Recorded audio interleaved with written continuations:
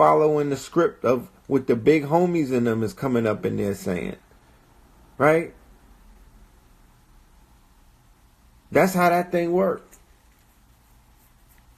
Turkey, Iran, South Korea, China.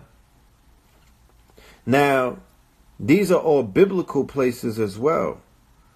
These are all places that are in alignment with their quote-unquote biblical prophecies of the coming of their Messiah.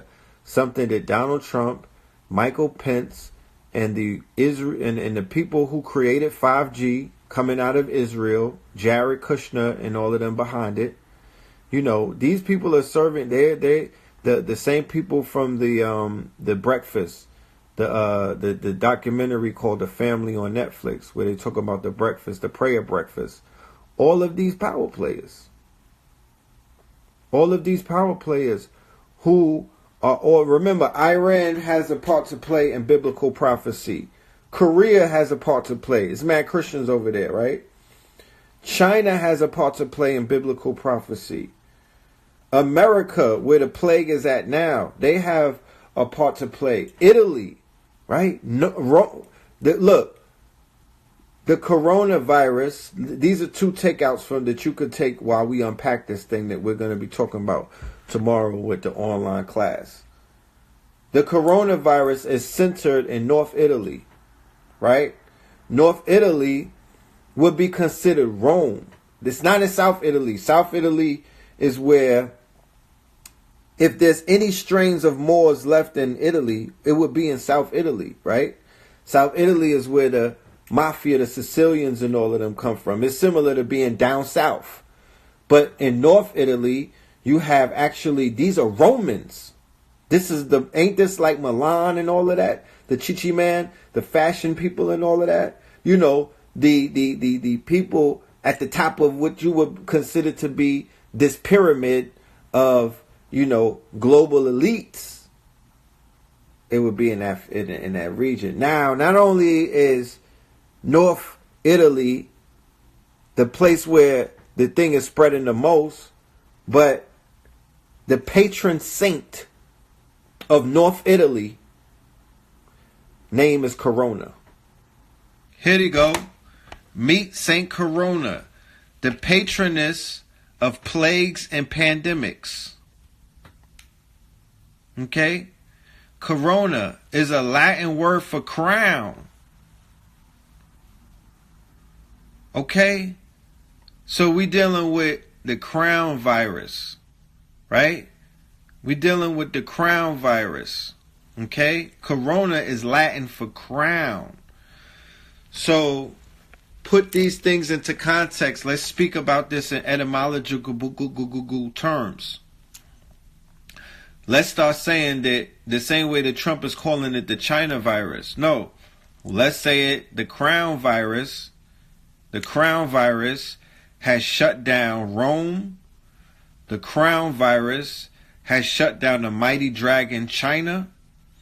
The crown virus has shut down the mighty kingdom of Persia.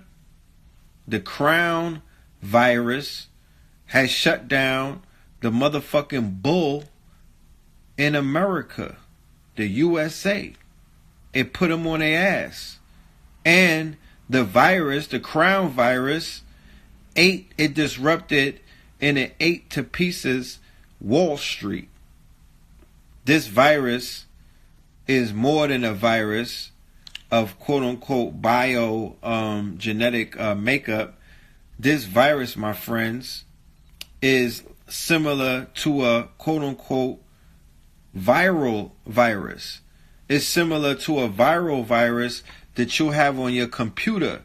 It's similar to an airborne viral virus just because of the way that it attacked the lungs of the economic system and brought it to its knees.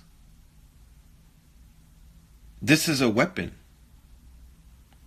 This is a weapon. We're at war.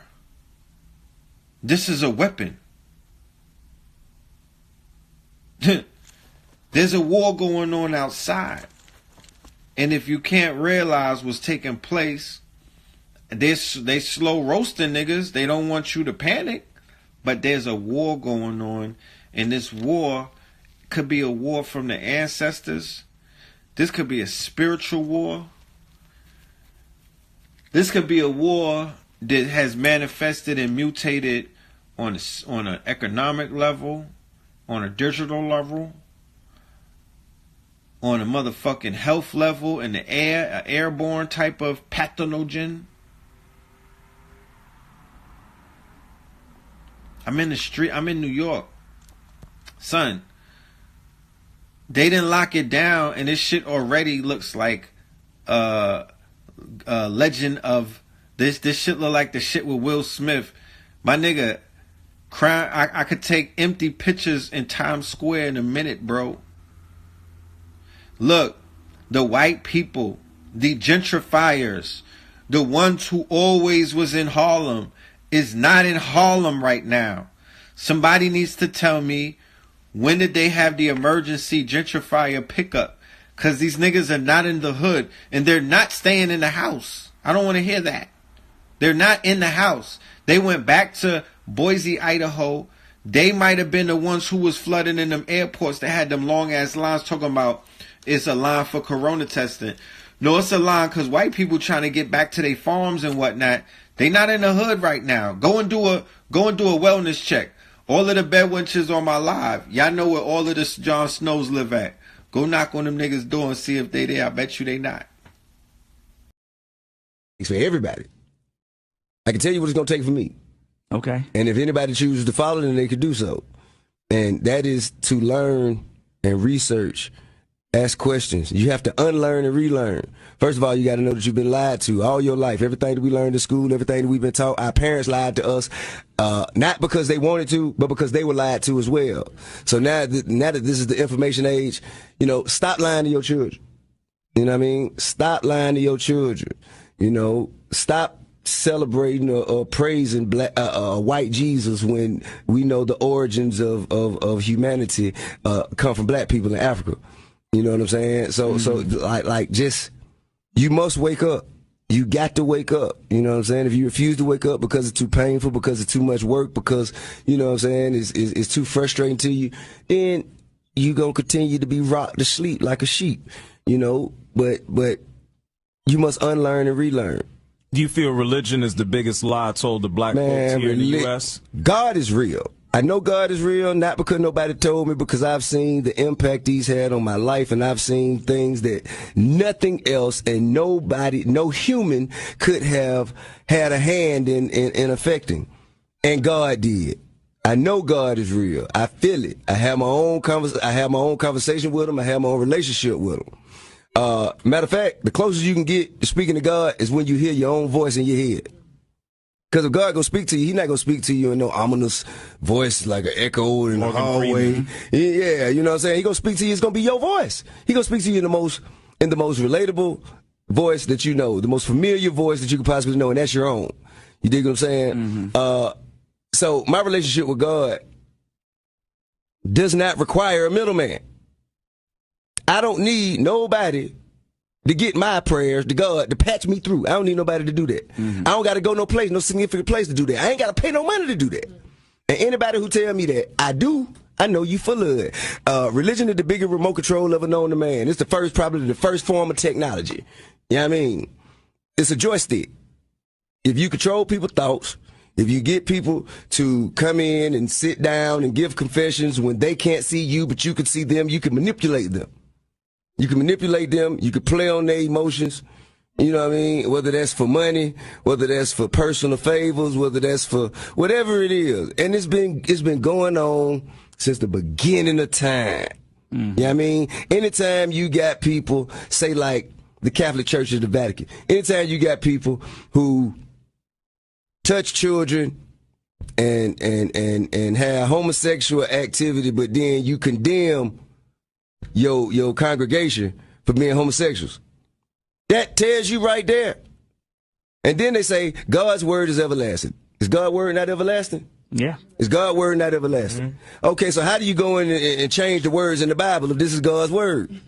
How is the Bible that is we read today not the same Bible that was written when it was written back in biblical times? Right. If God's word is everlasting. Now, you said God's word was everlasting. And also, it says, there's no way, the way through the Father, there's no way through the Father but through me. No way to the Father but through me.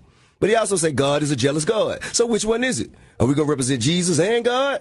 Or is God a jealous God and we only supposed to represent God? You see what I'm saying? Yeah. So... Because it's the Trinity, because they're really both one and the same. Well, see, that ain't what it said. It didn't say one and the same. It says the only way to the Father is through me. Yeah. So that's a separation. You see what I'm saying? Yeah. It's a lot of contradictions. But, I feel like you're supposed to pray for affirmation. You're supposed to pray for understanding before you even open up a Bible. Which is what I do. That's why whenever I open it, it always affects me and what I'm going through right then at the time. But I do know it is used as a remote control to control emotions and to control and direct people's thoughts, opinions, and actions. All right. Ladies and gentlemen.